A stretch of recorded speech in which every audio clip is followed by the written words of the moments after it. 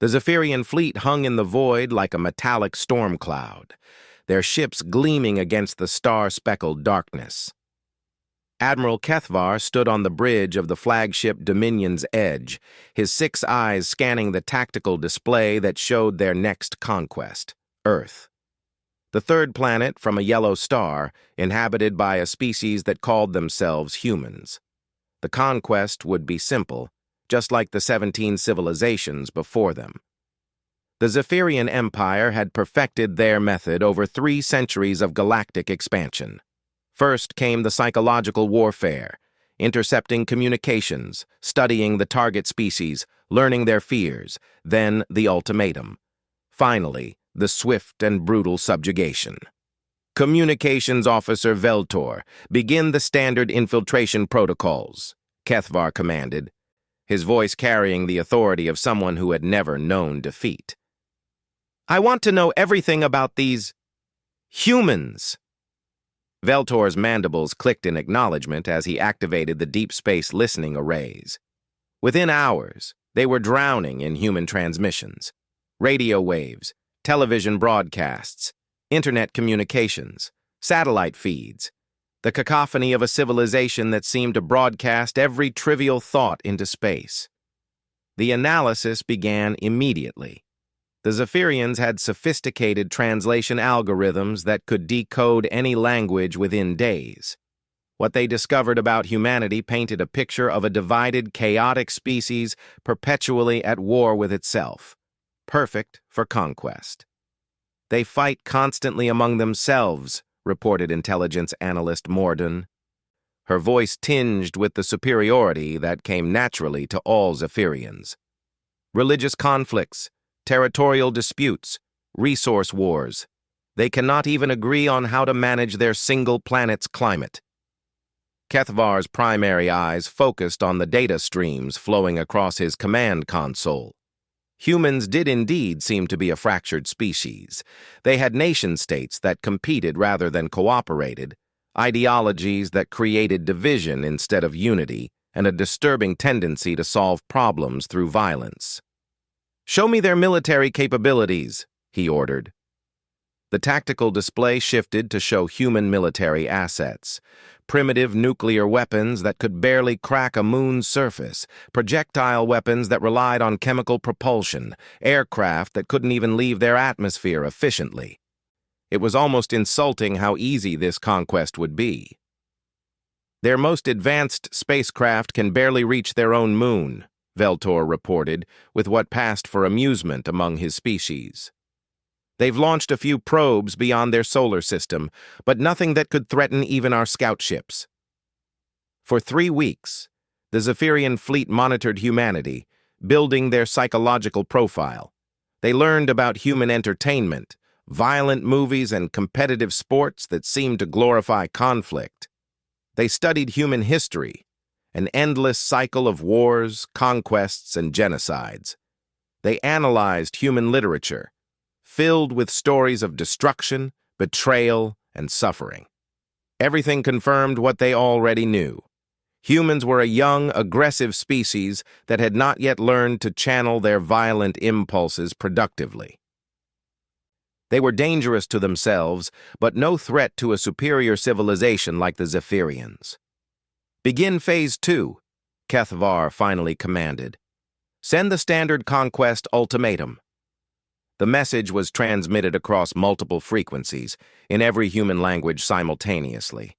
It was the same message the Zephyrians had sent to 17 other species, translated, but otherwise unchanged. People of Earth, you have been selected for incorporation into the Zephyrian Empire. Your planet possesses resources we require, and your species shows potential for useful labor. You have 72 of your hours to prepare for our arrival. Resistance will result in the complete sterilization of your world. Compliance will result in the preservation of your species under Zephyrian guidance. Choose wisely. Kethvar expected the usual response. Panic. Desperate attempts at negotiation, perhaps a few scattered and hopeless military preparations. Instead, something unprecedented happened. Silence. For 6 hours, there was nothing. No frantic communications, no emergency broadcasts, no military mobilization that their sensors could detect. It was as if the entire planet had simply stopped. Veltor, are you certain the message was received? Kethvar asked, a small tendril of unease creeping into his consciousness. Confirmed, Admiral.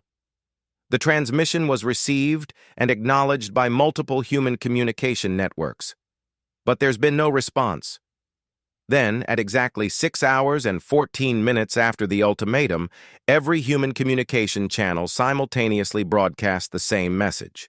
Not in the fractured languages of a divided species, but in perfect, fluent Zephyrian. The voice that emerged from their speakers was calm, measured, and utterly terrifying in its complete lack of fear. Admiral Kethvar of the Zephyrian Empire, Flagship Dominion's Edge, Fleet Designation Conquest Group 7, this is Earth responding to your ultimatum. Kethvar's 6 eyes widened. The humans knew his name. They knew his ship. They knew details about his fleet that should have been impossible for them to obtain. The voice continued with the same unsettling calm. We have reviewed your conquest history. 17 civilizations in 3 centuries. Approximately 2.3 billion sentient beings enslaved or eliminated. Your tactical doctrine relies on psychological intimidation, followed by overwhelming force projection. Your species appears to have evolved from pack hunters on a high-gravity world, which explains your hierarchical social structure and your instinctive need to establish dominance. The bridge of the Dominion's edge had fallen completely silent. Every officer was staring at the communication console as if it had suddenly become a venomous snake. You seem to have made an error in your assessment of humanity, the voice said, and now there was something else in its tone. Not anger, exactly. Something colder. Something that made Kethvar's blood run ice-cold despite his species' warm-blooded physiology. You studied our entertainment and saw violence. You studied our history and saw warfare. You studied our politics and saw division. These observations are accurate but incomplete. You failed to ask the most important question. What kind of species creates entertainment about violence instead of simply engaging in it? What kind of species studies its own history of warfare in order to understand and prevent it? What kind of species argues passionately about governance because they believe in the possibility of improvement? Kethvar found himself leaning forward, drawn into the words despite himself. The answer, Admiral, is a species that has learned to channel its aggressive instincts toward survival and protection rather than domination and conquest. A species that has spent millions of years as prey animals learning to fight not because they enjoy it, but because the alternative is extinction. The display screens around the bridge suddenly flickered and changed. Instead of showing the tactical information about Earth, they now showed detailed schematics of Zephyrian ships. Not just the external configuration that might be observable from a distance, but internal layouts, power distribution systems, weapon configurations, shield generators. We've been listening to your communications since you entered our solar system, the human voice explained with that same terrifying calm. Your encryption is quite sophisticated, but not sophisticated enough. We've learned about your empire, your tactics, your weaknesses. More importantly, we've learned about the other species you've conquered. New images appeared on the screens, worlds that Kethvar recognized. The crystalline cities of Nexar Prime before the Zephyrians had strip-mined them for rare metals. The floating gardens of Veltara before they'd been converted into factory farms. The singing forests of Mordeth before they'd been clear-cut for construction materials. 17 civilizations, the voice said, and now there was definitely something else in its tone. Something that made every warrior instinct Kethvar possessed scream at him to flee. 17 unique cultures, art forms, philosophies, ways of understanding the universe, All of them gone. All of them reduced to labor and resources for your empire. The tactical display updated again, and Kethvar's hearts nearly stopped. The screen showed not just his fleet, but 17 other Zephyrian fleets spread across the galaxy. All of them were highlighted in red, with detailed information about their positions, their missions, their targets. You made one critical error in your assessment, Admiral. You assumed that because humans fight among themselves, they would be unable to unite against an external threat. This assumption reveals a fundamental misunderstanding of human psychology. The communication paused, and in that moment of silence, Kethvar heard something that chilled him to his core. It was subtle, barely audible, but unmistakably present in the background of the transmission. Music. Martial music, but not the crude, aggressive battle hymns that most warrior species produced. This was complex, layered, beautiful in its precision, and terrifying in its implications. It was the sound of a species that had turned war into an art form. Human conflicts are not evidence of division, Admiral. They are evidence of passion. We fight about things that matter to us because we care deeply about the outcome. We argue about governance because we believe it can be improved. We compete in sports because we understand the value of controlled conflict. We create violent entertainment because we recognize the need to channel our aggressive instincts safely. More information flooded the screens. Technical specifications for weapons that shouldn't exist. Defensive systems that defied Zephyrian understanding of physics. Ship designs that looked impossibly advanced for a species that couldn't even properly colonize their own moon. But when faced with an external threat, especially one that targets the innocent, every human conflict becomes secondary. Every human division becomes irrelevant. Every human disagreement is set aside in service of a single unified goal. The voice paused again, and this time the silence stretched long enough for Kethvar to fully process what he was seeing on the screens. The technical specifications weren't for weapons that shouldn't exist. They were for weapons that did exist, hidden and waiting. The goal, Admiral, is simple: the protection of the innocent, the preservation of diversity, the elimination of threats to peaceful civilizations. The final image that appeared on the screens was perhaps the most terrifying thing Kethvar had ever seen. It was a star chart showing the entire galaxy, with every inhabited system marked and identified. Zephyrian worlds glowed red, conquered species glowed amber, free civilizations glowed green, and surrounding every single Zephyrian position, invisible until now, were clusters of blue dots that could only be human ships. Admiral Kethvar, you are hereby notified that the Zephyrian Empire's reign of terror is over. Your choice is simple and immediate. Order all Zephyrian fleets to return to your home systems and begin the process of liberating the species you have enslaved or face the consequences of your empire's actions. The transmission ended, leaving the bridge of the Dominion's edge in absolute silence. Kethvar stared at the screens, his mind struggling to process what had just occurred. In less than an hour, everything he thought he knew about the galaxy had changed. The primitive species they had come to conquer had just revealed itself to be the most advanced civilization any of them had ever encountered.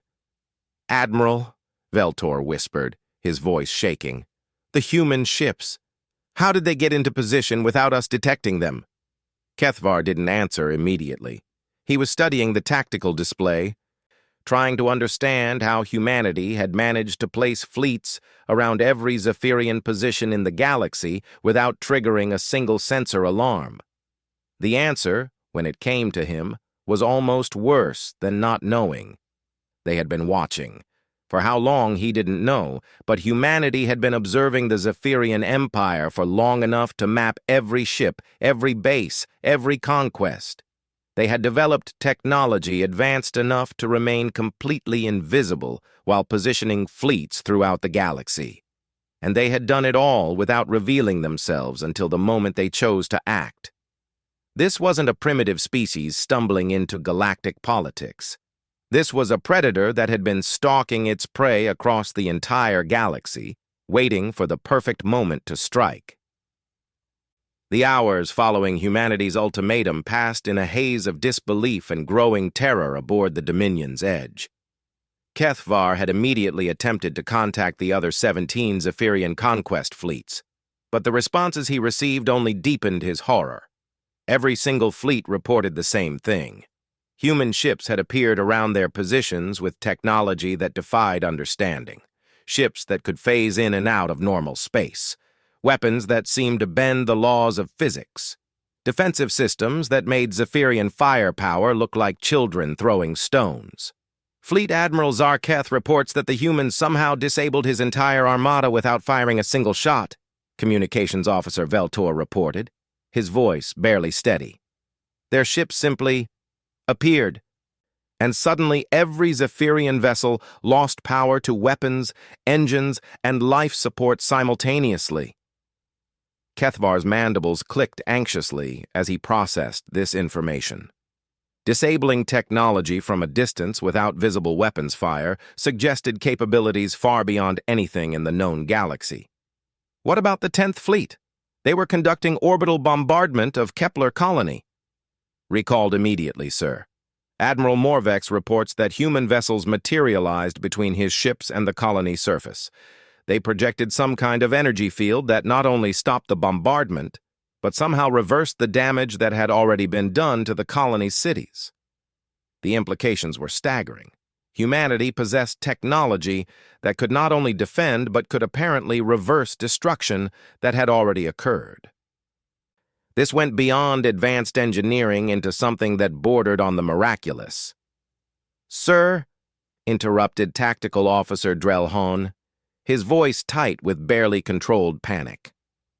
"I'm detecting massive energy signatures building up throughout human space. Whatever they're preparing, it's big."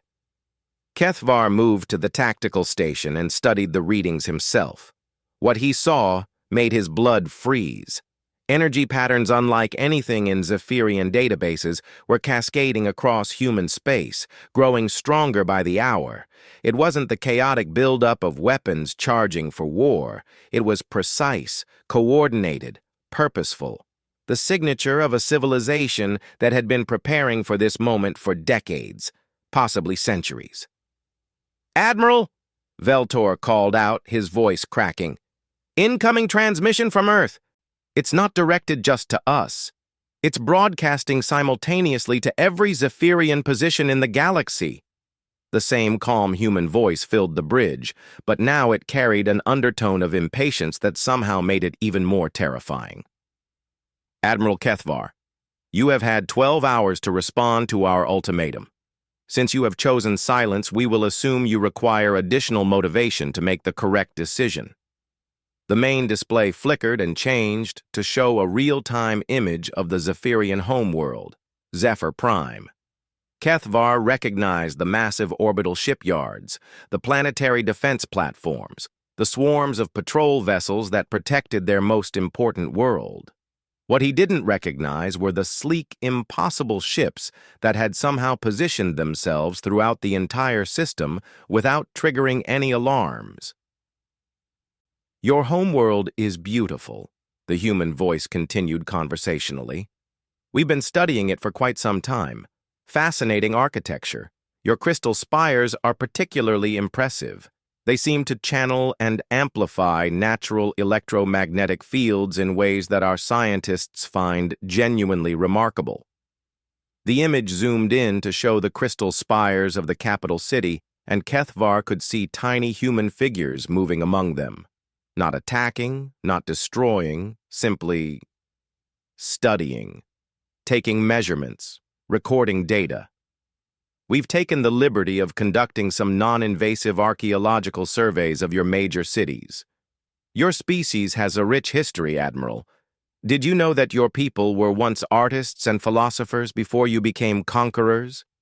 Your ancient texts speak of harmony with nature, of seeking balance rather than dominance."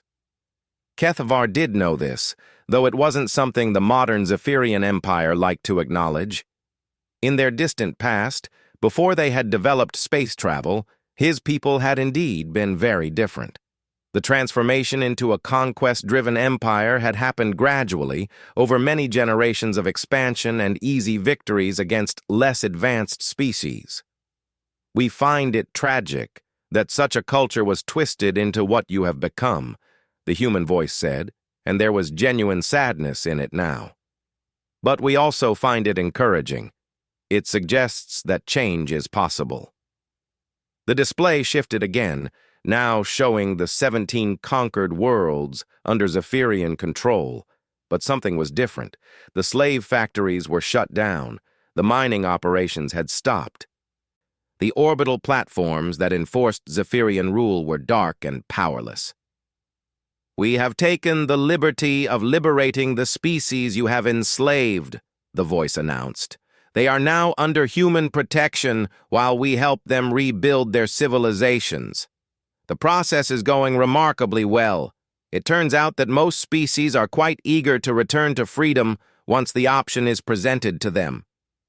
Kethvar watched in stunned silence as the images showed impossible scenes. The crystalline cities of Nexar Prime were not only restored but somehow improved, their structures gleaming with new purpose. The floating gardens of Veltara were blooming again, their botanical wonders more beautiful than they had been before conquest. The singing forests of Mordeth were alive with music that seemed to harmonize with the wind itself. "How?" he whispered, forgetting that the communication was still open.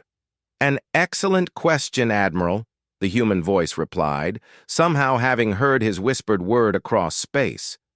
"The answer reveals something fundamental about the difference between our species and yours." The display changed again, now showing human ships working alongside the freed species. But these weren't scenes of humans directing reconstruction efforts like new conquerors.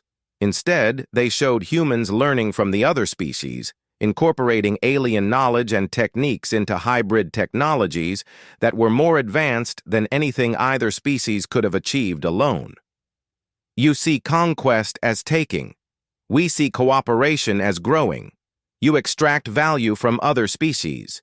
We create value with other species. You impose your will through force. We find solutions through collaboration." The images showed human engineers working with Nexarian crystal singers to develop new forms of energy transmission. Human botanists collaborating with Veltaran garden tenders to create agricultural systems that could feed entire worlds without depleting them. Human musicians joining with the forest singers of Mordeth to compose symphonies that could literally reshape matter at the molecular level. "But this raises another important question," the human voice continued. "What do we do with a species that has proven itself incapable of peaceful coexistence?" The question hung in the air like a physical presence on the bridge. Every Zephyrian officer was perfectly still, waiting for an answer that could determine the fate of their entire civilization. "We have considered several options. Complete destruction would be simple but unproductive.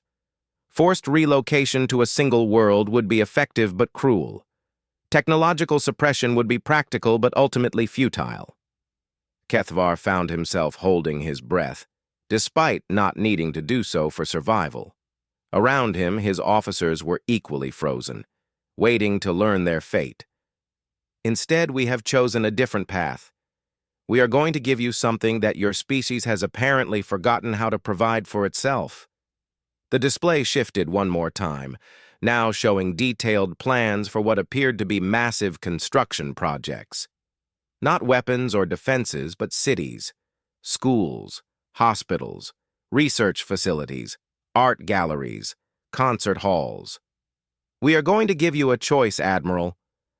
Your species can continue down the path of conquest and face the consequences of that choice, or you can remember what you once were and become something better."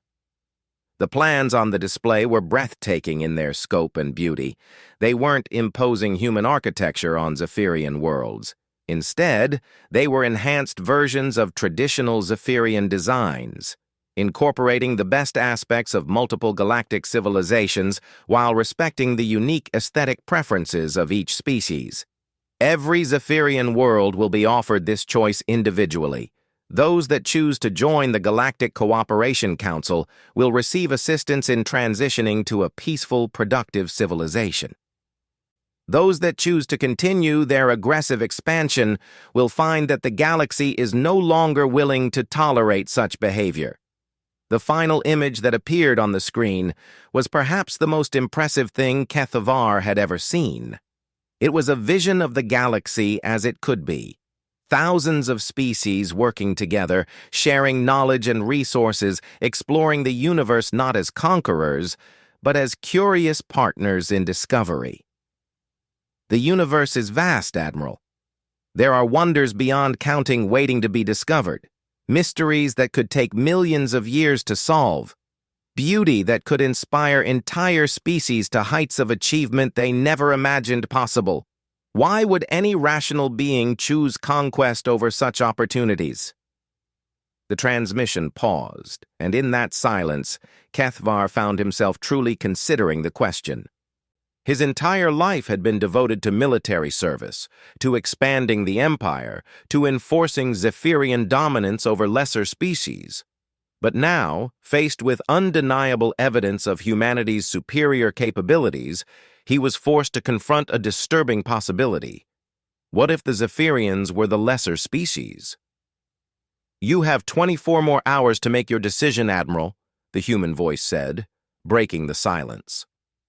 "Contact Earth Command when you are ready to discuss terms. We will be waiting." The transmission ended, leaving the bridge in profound quiet. HFY looked around at his officers, seeing his own confusion and fear reflected in their faces.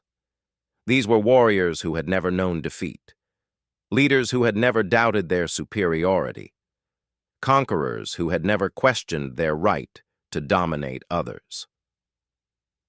Now they were faced with a species that could have destroyed them easily, but instead offered them a choice, a species that had the power to impose its will, but chose to provide options, a species that could have taken revenge for the suffering of 17 enslaved civilizations, but instead offered hope for redemption. "Sir," Veltor said quietly, "what are your orders?" HFY stared at the tactical display, which was now showing real-time images of the freed worlds. Beings that had been slaves just hours before were now working alongside humans to rebuild their civilizations. Former enemies were becoming collaborators. Conquered peoples were becoming partners. For the first time in his career, Admiral HFY of the Zephyrian Empire began to seriously consider the possibility of surrender. The decision that would reshape the galaxy came not from Admiral HFY, but from an unexpected source aboard his own flagship. Chief Engineer Yell Dash had been monitoring the technical specifications that humanity had shared during their transmissions, and what she discovered changed everything. "Admiral," Yell Dash announced as she burst onto the bridge, her usual protocol forgotten in her excitement. "The human technology. I've been analyzing their ship designs, their energy patterns, their construction methods." HFY turned from his contemplation of the tactical display to face his chief engineer. Yell Dash was brilliant, one of the finest technical minds in the fleet, but she had never shown this level of agitation before. "What have you found?" "It's impossible," she said, her voice filled with wonder rather than fear. "According to everything we know about physics, their technology should not work. But it does work, and I think I understand why." She activated her personal display unit and projected holographic images into the air above them. The images showed human ship designs, but with additional analysis overlays that revealed something extraordinary. "Look at this," Yell Dash said, pointing to the power distribution networks of a human vessel. "They're not just using conventional energy sources, they're tapping into quantum vacuum fluctuations, zero-point energy fields, dimensional membrane resonances, technologies that we theorize might be possible but never figured out how to implement. Kethvar studied the images, beginning to understand the implications. Are you saying they've solved fundamental problems that our scientists considered impossible? Not just solved, Yeldash replied, her excitement growing. They've integrated these solutions into every aspect of their civilization. Their ships don't just use exotic energy sources. They're powered by an understanding of reality that goes far beyond anything we've achieved. She changed the display to show comparative analysis between Zephyrian and human technology. The differences were staggering. Where Zephyrian engineering relied on brute force and massive energy expenditure, human technology achieved superior results through elegant manipulation of fundamental forces. But here's the truly remarkable part, Yeldash continued. This isn't the work of a single genius or even a small group of researchers. The complexity and integration of their systems suggests that their entire species has been working together on these problems for generations. The implications hit Kethvar like a physical blow. Humanity's technological superiority wasn't the result of lucky discoveries or natural resources. It was the product of sustained, civilization-wide cooperation and scientific advancement. While the Zephyrians had been conquering other species, humanity had been solving the deepest mysteries of the universe. There's more, Yeldash said, bringing up another set of displays. I've been analyzing the data they shared about the liberated worlds. The reconstruction they've accomplished isn't just restoration, it's improvement. They've taken the unique knowledge of each species and combined it with their own understanding to create hybrid technologies that are more advanced than anything any single species could develop. The display showed detailed analysis of the rebuilt crystalline cities of Nexar Prime. The structures weren't just repaired, they were enhanced with human quantum engineering and Nexarian harmonic resonance principles. The result was architecture that could literally sing itself into existence and reshape itself as needed. This is what true cooperation looks like, Yeldash whispered. Not conquest, not domination, not forced integration, voluntary collaboration that makes everyone stronger. Kethvar found himself thinking about his own species' history. The Zephyrians had once been innovators and philosophers, but centuries of easy conquests had made them lazy. Why develop new technology when you could simply take it from conquered species? Why solve difficult problems when you could force others to solve them for you? Admiral, Communications Officer Veltor interrupted. Incoming transmission from Zephyr Prime. It's high command. The holographic image of Supreme Commander Vorthak materialized above the command console, and Kethvar immediately saw that his superior was in a state of barely controlled panic. The normally immaculate commander looked haggard, his usual arrogance replaced by desperate fear. Kethvar, what is the status of your fleet? Vorthak demanded without preamble. Intact but surrounded, Kethvar replied honestly. The humans have demonstrated capabilities far beyond our initial assessment. They've somehow positioned fleets throughout the entire galaxy without our knowledge. I know about the fleets, Vorthak snapped. What I need to know is whether you can fight your way out. The High Council is demanding immediate retaliation against these humans before they become an even greater threat. Kethvar felt something inside him shift at those words. He looked around his bridge at officers he had served with for years, warriors who had followed him through countless campaigns. Then he thought about the images he had seen of the liberated worlds, of former enemies working together to create something better than any of them could achieve alone. With respect, Supreme Commander, I don't believe retaliation is the appropriate response. The silence that followed was deafening. Vorthak's 6 eyes widened in shock, and Kethvar could see his own officers staring at him in disbelief. Did you just suggest surrendering to this primitive species? Vorthak asked, his voice deadly quiet. I suggested considering their offer, Kethvar replied calmly. They're not primitive, Supreme Commander. They're the most advanced civilization any of us has ever encountered. More importantly, they're offering us something we've forgotten how to give ourselves. And what exactly is that? A future. Kethvar activated his own display system and shared the analysis that Yeldash had compiled. Look at what they've accomplished, not just technologically but socially. They've created a system where multiple species can work together voluntarily, where cooperation produces results that none could achieve individually. Vorthak studied the data, and Kethvar could see the moment when the implications began to penetrate his superior's consciousness. Think about our own situation, Kethvar continued. We control 17 worlds through force and fear. We extract resources and labor from conquered species while contributing nothing in return. We've become parasites, Supreme Commander. We take, but we don't create. We are conquerors, Vorthak roared. We are the dominant species in this galaxy. Are we? Kethvar asked quietly. Because from where I'm standing, we look like a species that stopped growing centuries ago. We've been living off the achievements of others for so long that we've forgotten how to achieve anything ourselves. The bridge was completely silent now. Every officer was watching this unprecedented confrontation between their admiral and the supreme commander of the entire Zephyrian military. The humans are offering us a choice, Kethvar said. We can continue down the path we're on and face the consequences, or we can remember what we once were and become something better. Before Vorthak could respond, Veltor announced another incoming transmission. Admiral, it's from Engineering Deck 7. Chief Yeldash has something urgent to report. The display split to show Yeldash in the engineering section, surrounded by holographic displays that showed real-time data from throughout the galaxy. Admiral, I've been monitoring human activities across all 17 liberation sites, she said, her voice filled with excitement. What they're doing is extraordinary.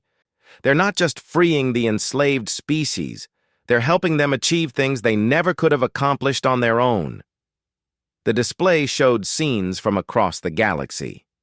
On Nexar Prime, crystal singers were working with human engineers to develop new forms of faster-than-light communication.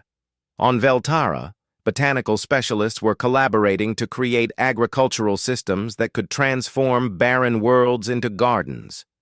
On Mordeth, musicians and scientists were composing symphonies that could literally reshape matter. But the most remarkable thing, Yeldash continued, is that they're inviting us to participate. Both Kethvar and Vorthak stared at the display in shock. What do you mean? Vorthak demanded. Human representatives have been contacting Zephyrian scientists and engineers on the occupied worlds, Yeldash explained. Not to interrogate them or punish them, but to invite them to contribute to the reconstruction efforts. They're treating our people as potential colleagues rather than defeated enemies. The display showed images of Zephyrian engineers working alongside humans and freed species to develop new technologies. These weren't scenes of forced labor or grudging cooperation.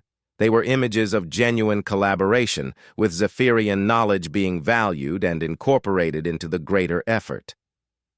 They've discovered something fascinating about our old crystal resonance technology, Yeldash said. Combined with human quantum engineering and Nexarian harmonic principles, it can be used to create instantaneous communication networks across galactic distances. Our ancestors' forgotten knowledge is actually crucial to building a better future. Kethvar felt something he hadn't experienced in decades. Hope. Not hope for victory in battle or successful conquest, but hope for genuine progress and growth. Supreme Commander, he said, turning back to Vorthak's image. We have a choice to make. We can fight a war we cannot win against a species that could destroy us but chooses not to, or we can join them in building something unprecedented in galactic history. Vorthak was quiet for a long moment, studying the displays that showed the transformation taking place across the galaxy. Finally, he spoke. If we choose cooperation, what happens to our military, our hierarchy, our way of life? Before Kethvar could answer, the human voice that had become so familiar filled the bridge once again. Supreme Commander Vorthak, this is Earth Command. We've been monitoring your communications, and we'd like to address your question directly.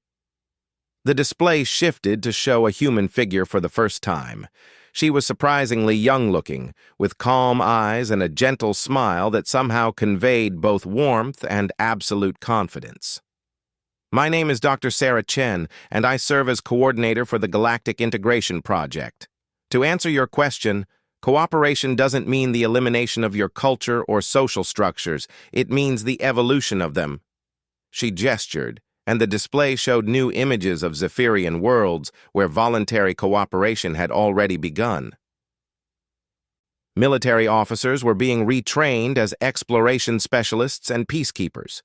Hierarchical command structures were being adapted for scientific research and colonial administration. Warrior traditions were being channeled into competitive sports and emergency response services. Your species has valuable traits that the galaxy needs, Dr. Chen continued. Your organizational abilities, your discipline, your courage in the face of danger. These qualities don't disappear when you choose cooperation over conquest. They become tools for building rather than destroying.